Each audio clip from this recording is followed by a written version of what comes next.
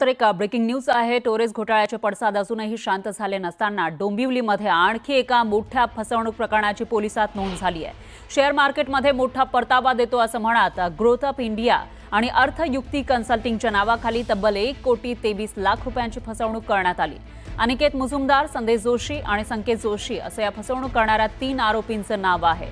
तर growth up India आणि अर्थयुक्ती consulting या क्लासेसच्या माध्यमातून आधी विद्यार्थ्यांना शेअर मार्केटमध्ये गुंतवणूक करण्याचे क्लासेस घेतले जायचे आणि त्यानंतर त्यांचे आणि त्यांच्या कुटुंबाचे विश्वास संपादन करून त्यांना शेअर मार्केटमध्ये गुंतवणुकीवर दरमहा 10% परतावा देण्याचा आमिष दाखवून त्यांची फसवणूक करायचे।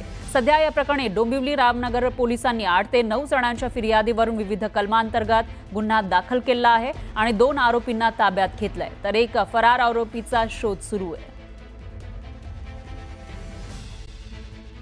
आणखी एक मोठी बातमी आहे। कांदिवलीमधील महावीर नगरमधल्या एका इमारतीबाहेर बाउन्सर आणि सुरक्षा रक्षक तैनात करण्यात आले। पंचशील इमारतीबाहेर फिरणाऱ्या बेकायदेशीर फेरीवाल्यांना रोखण्यासाठी हे बाउन्सर तैनात करण्यात आलेले आहे। फेरीवाल्यांमुळे त्रस्त झालेल्या सोसायटी सदस्यांनी स्वखर्चाने रस्त्याच्या फुटपाथवर हे बाउन्सर तैनात केलेत।